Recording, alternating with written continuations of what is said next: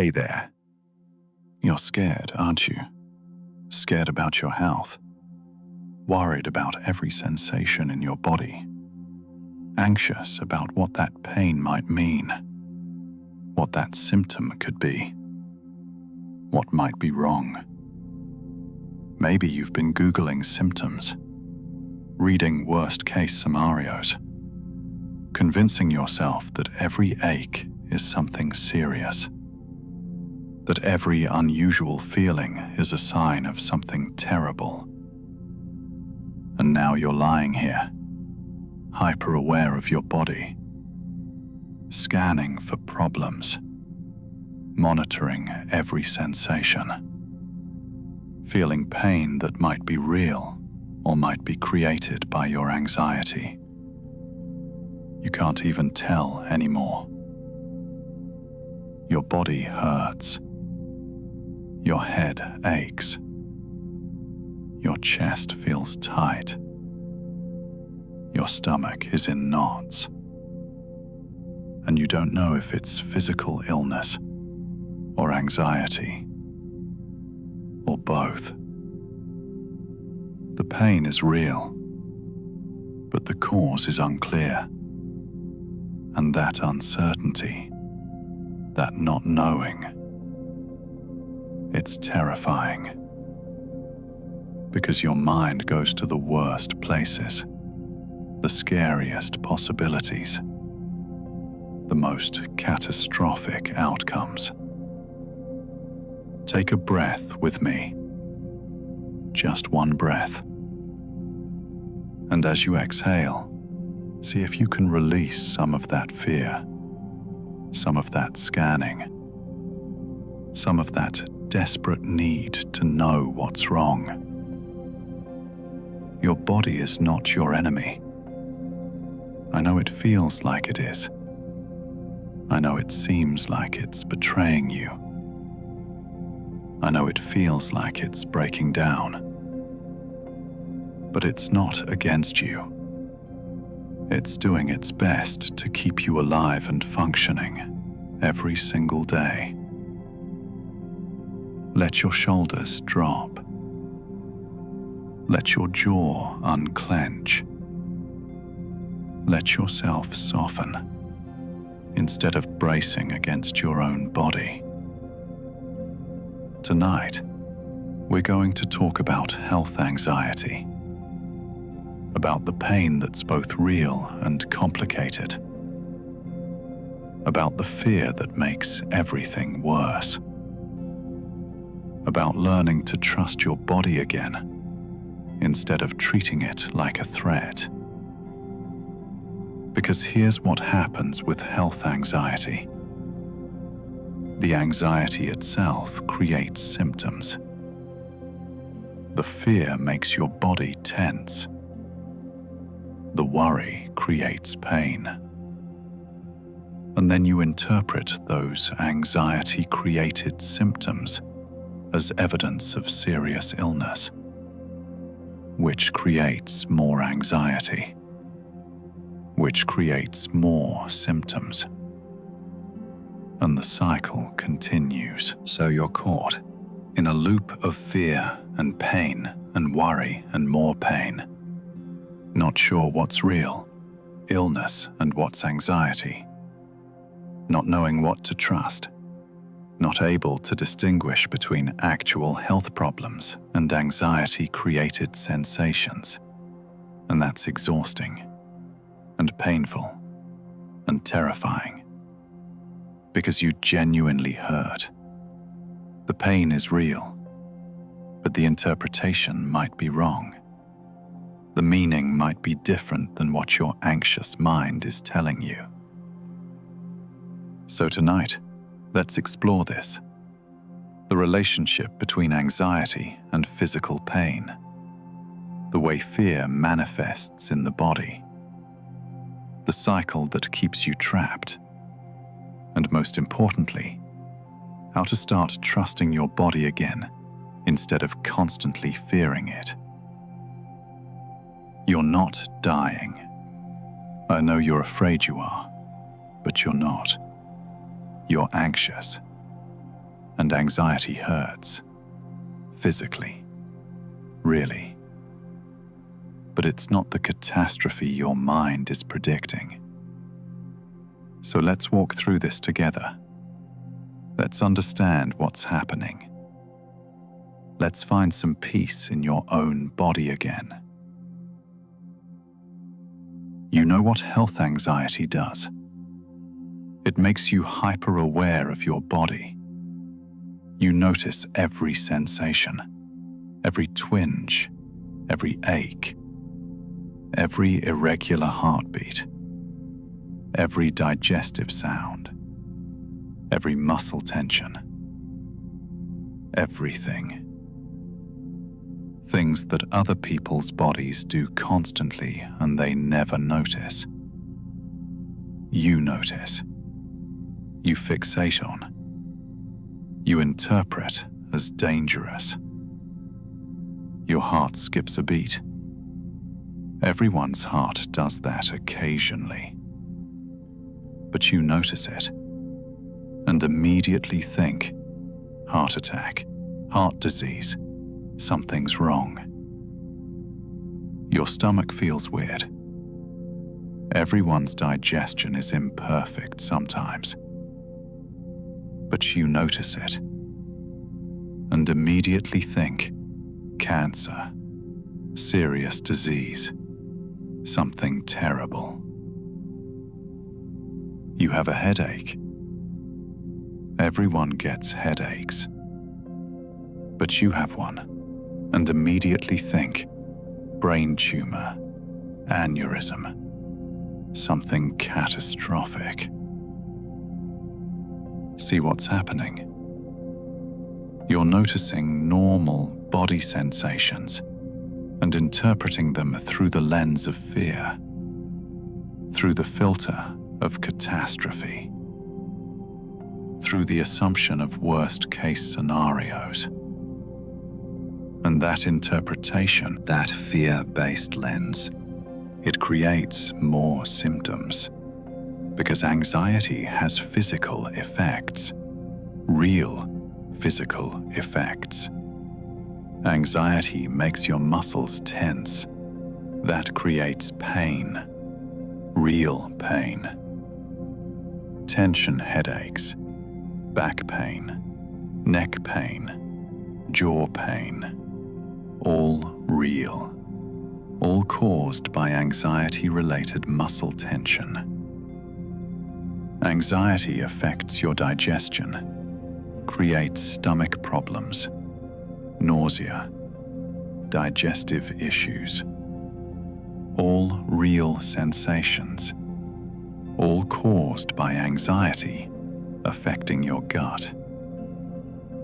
Anxiety changes your breathing, makes it shallow or rapid, creates chest tightness, shortness of breath, dizziness. All real feelings, all caused by anxiety-affected breathing. Anxiety affects your heart rate, makes it speed up or feel irregular, creates palpitations, chest sensations. All real, all caused by anxiety's effect on your cardiovascular system. So you're not imagining these symptoms. You're not making them up. The pain is real. The sensations are real. But they're created by anxiety, not by the serious diseases you're afraid of. And here's the cruel part. When you interpret these anxiety-created symptoms as signs of serious illness, you get more anxious, which creates more symptoms, which you interpret as more evidence of illness, which creates more anxiety. It's a vicious cycle, and you're trapped in it. Feeling genuine physical sensations, interpreting them as danger, creating more anxiety, which creates more physical sensations, round and round. So how do you break the cycle? How do you stop interpreting every sensation as catastrophe? How do you distinguish between actual health problems and anxiety-created symptoms? First, understand that anxiety has real physical effects. The symptoms you're feeling might be real, but caused by anxiety, not disease. Second, notice the pattern. Do symptoms get worse when you're anxious? Do they appear when you're worried? Do they shift around? Anxiety-created symptoms do that. They're variable. They move. They respond to your mental state. Third, trust medical professionals. If you've been checked and they say you're okay, believe them. Your anxious mind will try to convince you they missed something. They probably didn't. They're trained for this. Fourth, stop Googling symptoms. I know it's tempting. I know you think it will reassure you. It won't. It will only feed the anxiety and give you new things to worry about. The cycle breaks when you stop treating every sensation as a threat. When you acknowledge the pain without catastrophizing. When you recognize anxiety's physical effects. You're not dying. You're anxious. And anxiety hurts. But it's not what you're afraid it is. Now let's talk about the pain. The real physical pain that you're experiencing. Because I want to be clear about something. I'm not saying it's all in your head. I'm not saying you're imagining it. I'm not dismissing your pain. The pain is real. You're really hurting. Whether it's caused by anxiety or physical illness or a combination, the pain itself is genuine. You're not making it up. You're not being dramatic. You really hurt. But here's what makes it complicated. Pain and anxiety have a complex relationship. They feed each other. They amplify each other. They create a cycle that's hard to break. When you're in pain, you get anxious. What's causing this? Is it serious? What if it gets worse? That anxiety makes you tense. That tension creates more pain. That pain creates more anxiety. When you're anxious, your body creates pain. Through tension, through stress hormones, through the physical effects of fear. That pain makes you more anxious. That anxiety creates more pain. So you're caught in a pain-anxiety cycle, each one feeding the other, each one making the other worse. Until you don't know which came first or which is causing which. And then there's the mental component. When you focus intently on pain, when you monitor it constantly, when you catastrophize about it, you actually experience it more intensely. Attention amplifies pain. Fear amplifies pain. Anxiety amplifies pain. So the same level of physical sensation can feel much worse when you're anxious about it. Much more intense when you're focusing on it. Much more unbearable when you're catastrophizing about what it means. That's not saying it's not real. It's saying your mental state affects how you experience physical sensations. That's just how humans work. That's not weakness. That's neuroscience. So what do you do with this information? How does understanding the pain-anxiety cycle help? First, it helps you stop catastrophizing. The pain might be real, but not dangerous. It might be anxiety amplified. It might be tension created. It's not necessarily the serious disease you fear. Second, it gives you tools. If anxiety amplifies pain, then reducing anxiety can reduce pain. Not by ignoring it, but by addressing the anxiety component. Third, it helps you break the cycle. When you feel pain, instead of immediately panicking, you can acknowledge it without catastrophizing. I'm in pain. That's uncomfortable. But I don't need to panic about it. You can check in with your body without fear.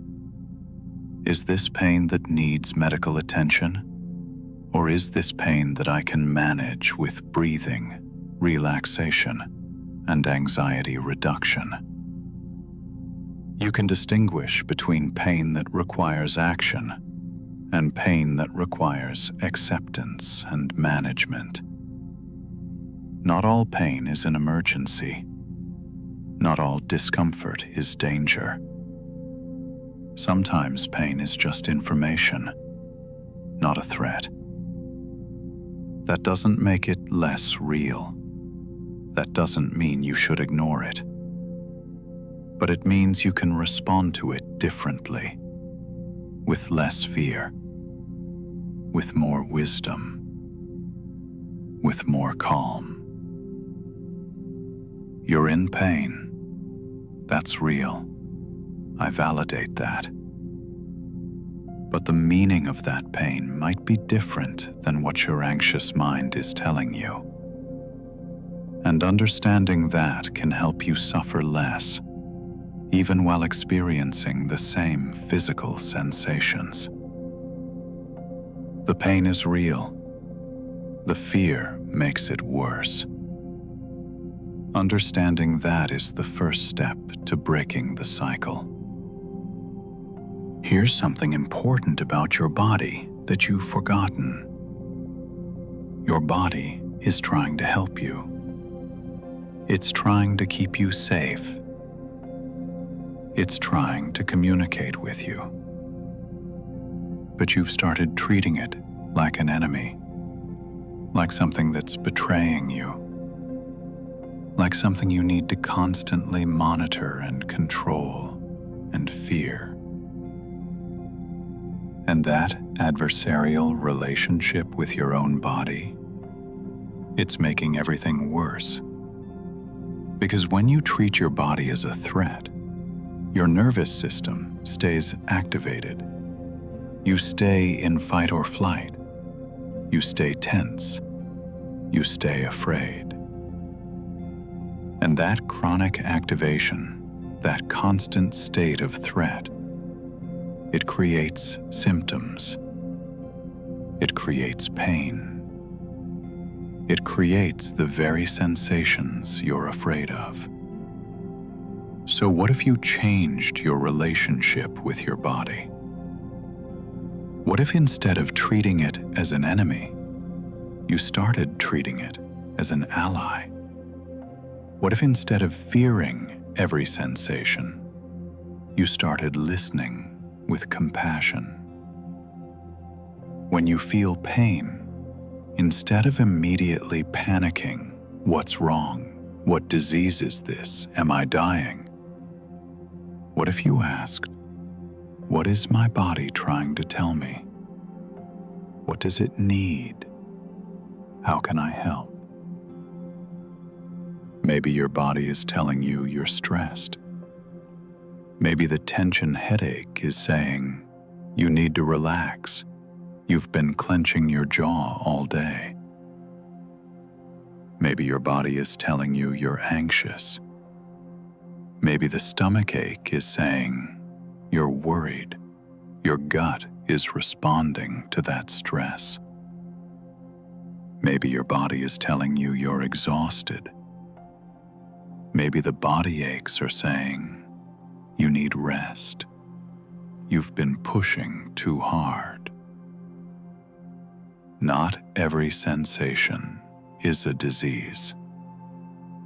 Sometimes sensations are just communication. Your body trying to tell you what it needs, what's out of balance, what requires attention. And when you respond with fear and catastrophizing, when you treat every sensation as threat, you miss the actual message. You miss what your body is trying to communicate. So start listening differently. When you feel something unusual, instead of jumping to worst-case scenarios, try asking, what might my body be telling me? What does it need? Is this stress, anxiety, fatigue, or something that actually needs medical attention? Learn the difference between sensations that are communication and sensations that are warning. Not every message from your body is a red alert. Sometimes it's just information. And when you start treating your body as an ally instead of an enemy, something shifts. Your nervous system can start to relax. The hypervigilance can decrease. The constant scanning can ease. Because you're not at war with your own body anymore. You're listening to it, working with it, treating it with compassion instead of fear. Your body is not trying to betray you. It's trying to keep you alive, to help you navigate the world, to communicate what it needs. So listen, with compassion, with curiosity, without immediate catastrophizing. What is your body actually telling you? Maybe it's saying, I'm anxious, and that's creating physical sensations. Maybe it's saying, I'm tense, and that's creating pain. Maybe it's saying, I need rest, or movement, or nourishment, or care. Listen. Respond with care. Trust that your body is trying to help, not hurt. That's how you start healing this adversarial relationship. That's how you find peace in your own body again. Now let's talk about medical reassurance, because I know you've probably sought it. Multiple doctor visits, multiple tests, multiple opinions, all looking for answers, all seeking reassurance that you're okay. And maybe they've found nothing serious. Maybe they've told you you're healthy. Maybe they've explained that your symptoms are likely anxiety-related. But you can't believe them. Or you believe them temporarily, but then the fear comes back. Or you think they missed something. Or you need just one more test to be sure. That's health anxiety. It makes medical reassurance ineffective, or only temporarily effective. Because the anxiety isn't really about whether you're sick, it's about your relationship with uncertainty, with your body, with fear itself. So here's what you need to understand. No amount of medical reassurance will ever make you feel completely certain that you're okay. Because certainty doesn't exist. In medicine, in health, in life. You could have every test available, and your anxious mind would still find something to worry about. What if they missed something? What if it develops later? What if there's something rare they didn't check for? The reassurance seeking itself becomes part of the problem. It temporarily reduces anxiety, but then reinforces the pattern. You feel worried. You get checked. You feel better briefly. The worry returns. You need another check. The cycle continues. So breaking free from health anxiety isn't about getting enough reassurance to finally feel certain. It's about learning to tolerate uncertainty. It's about accepting that you can never be completely sure and choosing to live anyway. That's hard, really hard, because your brain wants certainty. It wants guarantees. It wants to know for sure that you're safe. But life doesn't offer that. Health doesn't offer that. Bodies don't offer that. You could be perfectly healthy today, and something could happen tomorrow. Or you could worry constantly and live a long, healthy life. You don't know. You can't know. So the work isn't about achieving certainty. It's about learning to live with uncertainty. It's about making peace with not knowing for sure. It's about choosing to trust that you're probably okay, even without absolute proof. If medical professionals have evaluated you and found nothing serious, believe them. Not because they can guarantee nothing will ever go wrong, but because their expertise suggests you're okay right now. And right now is all you actually have. Stop seeking reassurance. Stop Googling. Stop checking and rechecking and looking for certainty that doesn't exist. Accept that you can't know for sure and decide to live as if you're okay anyway. Because the alternative, constant checking and worry and reassurance seeking, it's stealing your life. It's keeping you trapped in anxiety. It's preventing you from actually living. So choose uncertainty. Choose to live without absolute guarantees. Choose to trust your body and medical professionals, even when you can't be completely certain. That's how you break free. Not by finally getting enough reassurance, but by accepting, but enough doesn't exist, and living anyway. Trust that you're probably okay. Trust that if something serious develops, you'll notice and address it. Trust that you don't need to constantly monitor and check and seek reassurance. You're probably okay. Live from that assumption, even without certainty, even without guarantees. Just probably okay. And that's enough to live on. Here's something you need to hear about worst-case thinking, about catastrophizing every symptom, about immediately jumping to the most serious possible explanation. Your brain does this as a protection mechanism. It thinks that if it imagines the worst, if it prepares for catastrophe, if it stays vigilant, it can keep you safe. But it doesn't work that way.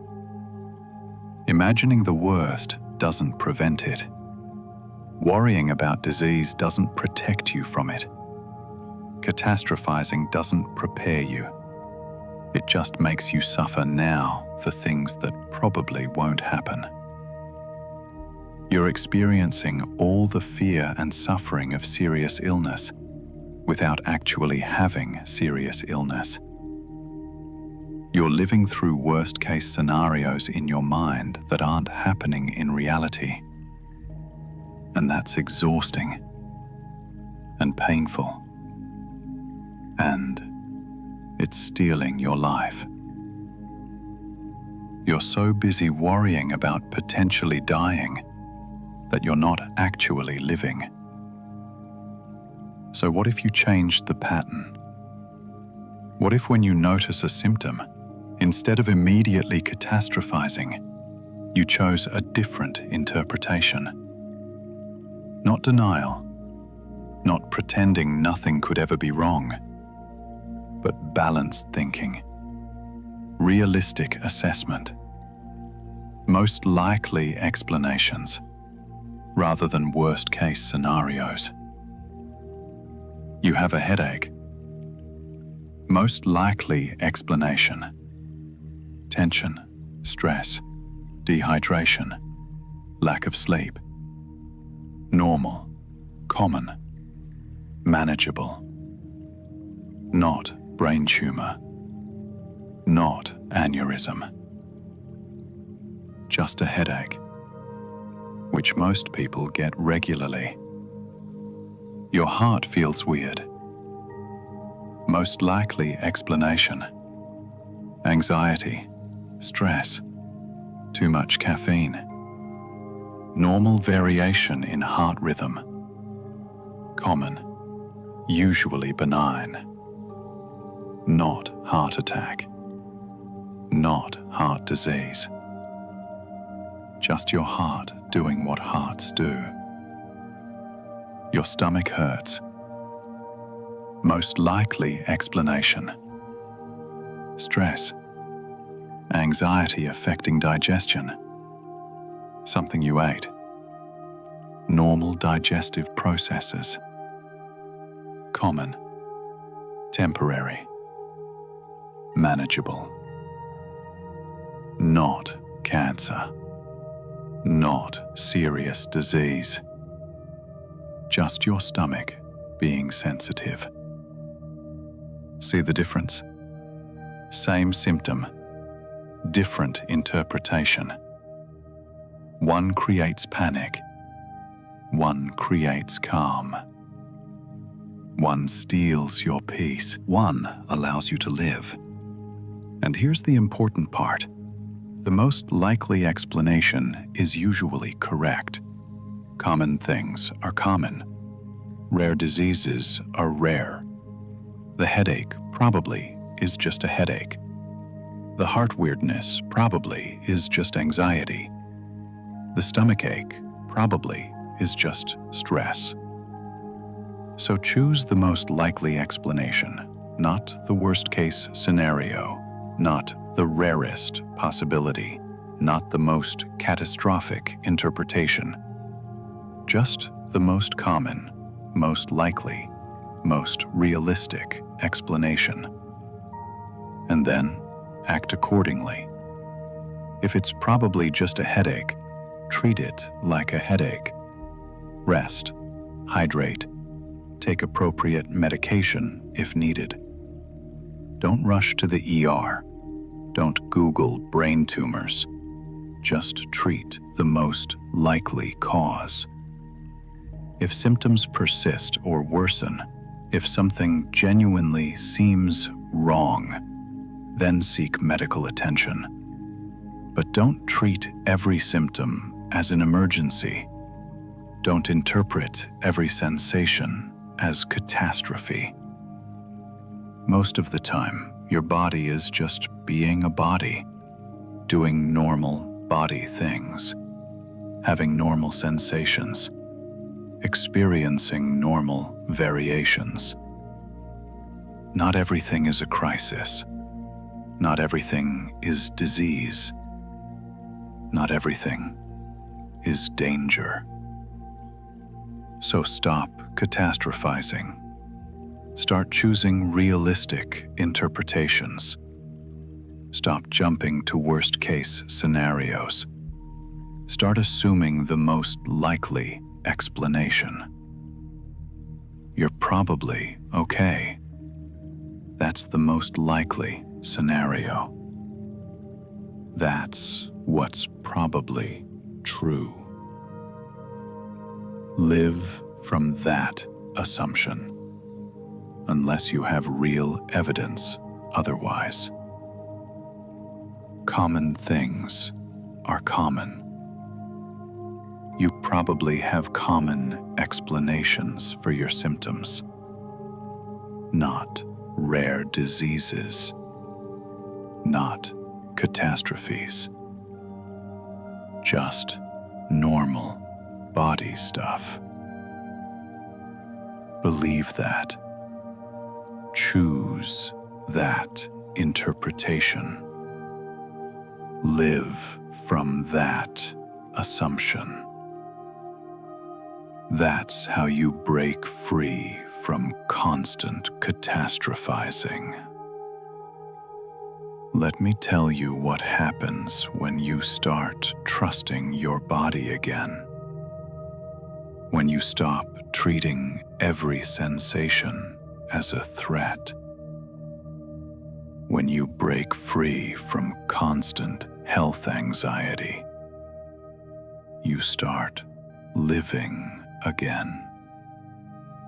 Actually living, not just surviving. Not just surviving in constant fear. Not just monitoring and checking and worrying, but actually engaging with life. You have energy for things other than health worry. You have mental space for interests and relationships and experiences. You have presence instead of constant internal scanning. You feel sensations without immediately panicking. You notice your body without catastrophizing. You experience discomfort without assuming disaster. That's freedom. Real freedom. Freedom from the prison of health anxiety. Freedom from constant fear of your own body. And your physical symptoms often improve, not because they were fake, but because anxiety was amplifying them, creating them, making them worse.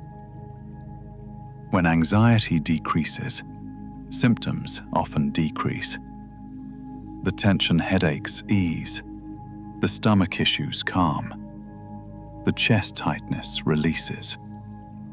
Not because you did anything to the physical symptoms directly, but because you addressed the anxiety that was creating or amplifying them. That's the irony. The more you worry about your health, the worse you feel. The more you trust your body, the better you feel. Not because believing you're healthy makes you healthy, but because reducing anxiety reduces anxiety-created symptoms. So what would your life look like without constant health anxiety? What would you do? Where would you go? What would you pursue? You'd probably engage more with people, because you wouldn't be constantly distracted by internal monitoring. You wouldn't be constantly worried about whether you're okay. You'd probably pursue interests and activities, because you wouldn't be too afraid to live. You wouldn't be constantly worried something terrible might happen. You'd probably sleep better, because you wouldn't be lying awake worrying about symptoms. You wouldn't be Googling diseases at 2 a.m. You'd probably feel better physically, because you wouldn't be creating symptoms through chronic anxiety. You wouldn't be amplifying every sensation through fear. That's what's possible. That's what you're working toward. That's what life looks like without health anxiety dominating everything. Not perfect health, not absence of all symptoms, Not complete certainty that nothing will ever go wrong, but peace with your body, trust in your overall well-being, ability to live without constant fear. That's achievable. That's what becomes possible when you do this work. When you challenge catastrophic thinking. When you stop seeking constant reassurance. When you learn to tolerate uncertainty. When you start trusting your body again. You can live without constant fear. You can have sensations without panic. You can experience discomfort without catastrophizing. You can trust your body. You can live freely. That's what you're working toward. That's what's possible. That's what's waiting when you break free from health anxiety. So keep working. Keep challenging the catastrophic thoughts. Keep choosing realistic interpretations. Keep learning to tolerate uncertainty. Keep building trust with your body. It's possible. It's achievable. It's worth working toward. A life where you're not constantly afraid of your own body. Where you can live freely. Where health anxiety doesn't dominate everything. That's your future. That's what's possible. That's what you deserve. So keep working toward it. Keep choosing differently. Keep breaking free. You can do this. You can heal this relationship with your body. You can find peace. You can live freely.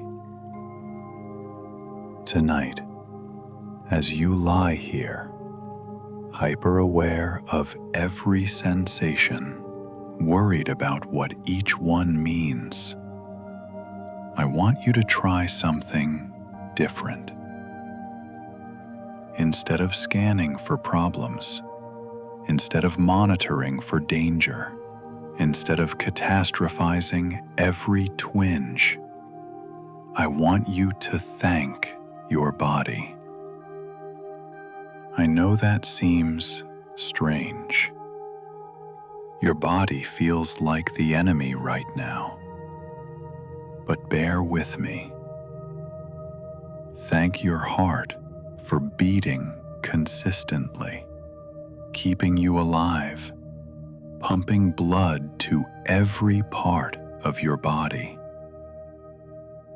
Even when it feels weird, even when the rhythm seems off, it's working, it's trying, it's keeping you alive. Thank your lungs for breathing, automatically, constantly, giving you oxygen. Even when breathing feels difficult, even when you're hyper-aware of it, they're functioning. They're sustaining you. Thank your digestive system for processing food, extracting nutrients, giving you energy. Even when your stomach feels off, even when digestion is uncomfortable, it's working. It's nourishing you. Thank your immune system for for fighting off countless threats you never even know about. Every day, constantly, protecting you from illness, doing its job quietly in the background. Thank your body for healing every small injury, every paper cut, every bruise, every minor ailment. Your body knows how to heal. It's designed to repair. It's constantly working toward health. Your body is not your enemy. It's doing its best every single day to keep you alive, to keep you functioning, to keep you healthy. And yes, it's not perfect. Yes, it creates uncomfortable sensations. Yes, sometimes things go wrong. But overall, mostly, it's working. It's trying. It's on your side. So instead of treating it like a threat, what if you treated it like an ally? What if, instead of fear, you responded with gratitude? What if, instead of catastrophizing, you acknowledged all the things your body does right? As you lie here tonight, scan your body not for problems, but for evidence of health, for all the things working correctly, for all the systems functioning, for all the ways your body is successfully keeping you alive. Your heart is beating. Your lungs are breathing. Your body is warm. Your muscles are relaxing. Your brain is processing. Your body is working right now, successfully, not perfectly, not without any discomfort, but working, functioning, doing its job. And that deserves acknowledgement. That deserves gratitude. That deserves trust. So, tonight, make peace with your body. Stop treating it as an enemy. Start treating it as an ally. Stop scanning for threats. Start acknowledging what's working. Your body is trying to help you. Trust it. Thank it. Work with it instead of against it. That's how you start healing this relationship. That's how you find peace. Not by achieving perfect health, but by making peace with the body you have. By trusting it, by working with it, by treating it with kindness instead of fear. So breathe. Thank your body. Trust it. Rest. You're okay. Your body is doing its job. You can relax. Let me tell you something about acceptance, about making peace with uncertainty, about living fully even without guarantees. You want certainty. You want to know for sure that you're healthy, that you're safe, that nothing bad will happen. And I understand that. I really do. But certainty doesn't exist. Not in health, not in life, not anywhere. You can never be completely sure about anything. You could have perfect health right now, and something could happen tomorrow. Or you could worry constantly and live a long, healthy life. You don't control it. You can't guarantee it. You can't achieve certainty through worry or checking or reassurance. So the question isn't, how do I become certain I'm healthy?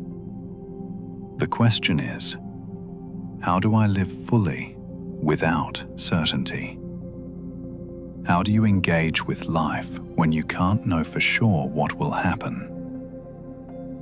How do you trust your body when you can't guarantee it won't fail? How do you stop worrying when you can't eliminate all possibility of illness? You accept uncertainty. Not happily, not easily, but deliberately. You choose to live without guarantees. You choose to trust without certainty. You choose to engage despite uncertainty.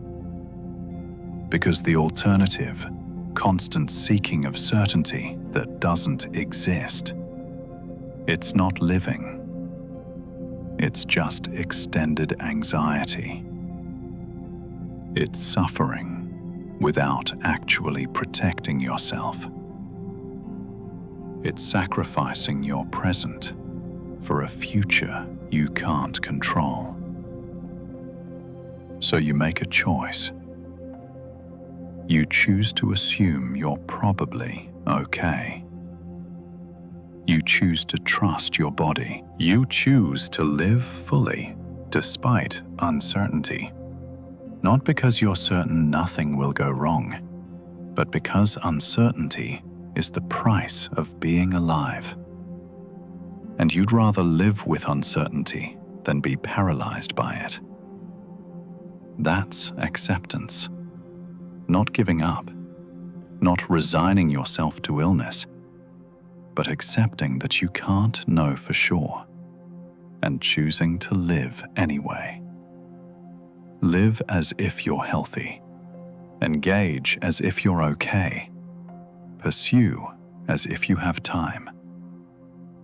Not because you're certain, but because uncertainty shouldn't steal your life. If something goes wrong, you'll deal with it then, in that moment, with the information you have then. But you can't deal with it now, from here, through worry.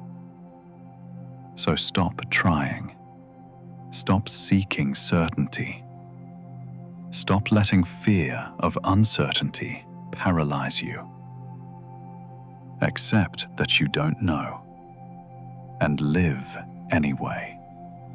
Make plans, pursue dreams, engage with people, do things you enjoy. Live fully, despite not knowing for sure what will happen, despite not having guarantees, despite uncertainty being part of life. That's courage. That's wisdom. That's actually living. Not waiting until you're certain you're safe, because that moment never comes.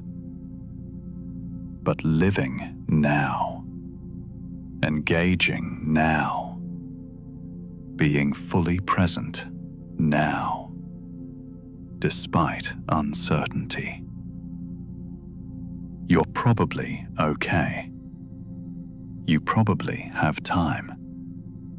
You probably will be fine. Live from those probabilities, not from worst-case certainties, from likely scenarios, from realistic assessments. And if something does go wrong, you'll handle it then. But don't sacrifice now for a feared future that probably won't happen. Don't let uncertainty steal your present. Don't let fear of illness prevent you from living. Accept uncertainty and live anyway. That's how you break free. That's how you reclaim your life. That's how you stop health anxiety from dominating everything. Uncertainty is the price of being alive. Pay it and live fully. So, here we are, at the end of our time together tonight. And I hope something has shifted for you. I hope you see that your body is not your enemy. I hope you understand that anxiety creates real physical symptoms. I hope you recognize the cycle that's been keeping you trapped. You're not dying. I know you're afraid you are. I know every sensation feels like evidence of serious illness. I know the fear is overwhelming. But you're not dying. You're anxious. And anxiety hurts. Physically. Really. It creates genuine symptoms that are frightening and uncomfortable and real. But those symptoms don't mean what your anxious mind thinks they mean. They're not evidence of serious disease. They're evidence of anxiety affecting your body. And that's treatable. That's manageable. That's survivable. Sleep tonight knowing that you're probably okay. Not certainly okay. Not guaranteed to never have health problems. But probably okay. Right now. In this moment. Your heart is beating. Your lungs are breathing.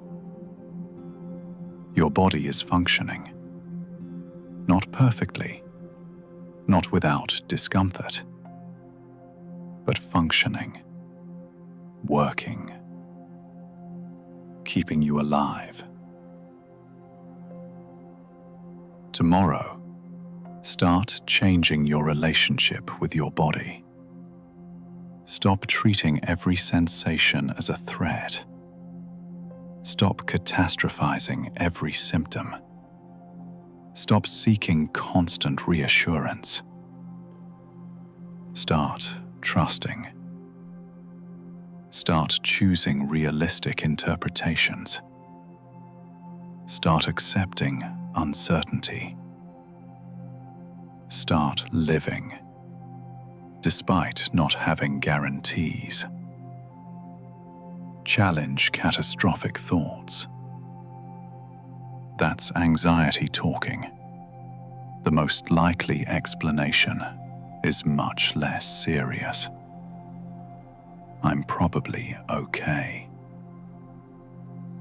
Stop Googling symptoms. It only feeds the anxiety. It only gives you new things to worry about. Medical information without medical training is dangerous. If you've been medically evaluated and told you're okay, believe it. Stop seeking more reassurance. to tolerate uncertainty.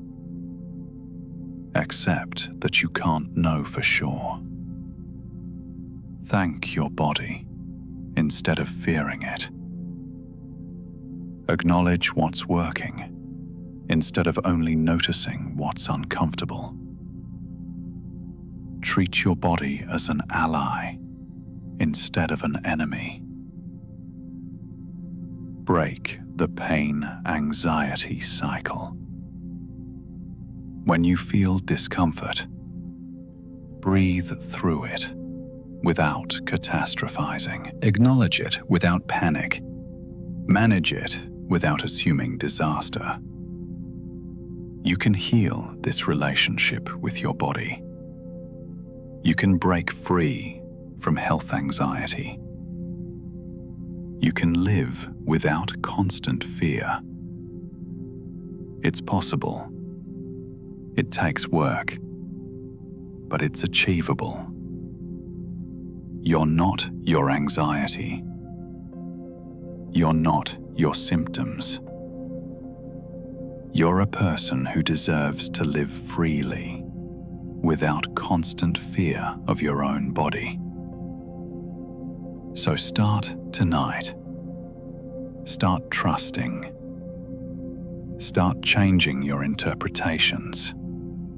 Start breaking the cycle. You can do this.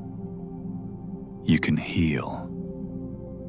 You can find peace in your own body again. Good night, dear friend. Your body is not your enemy. You're probably okay. You can trust. You can live without constant fear. Sleep well.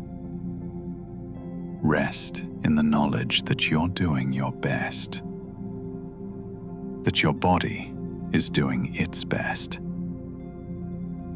that you're probably okay. And tomorrow, start living like it. Start trusting. Start breaking free. You deserve peace. You deserve to live without constant health anxiety. You're okay. Trust that. Believe that. Live from that. Sweet dreams.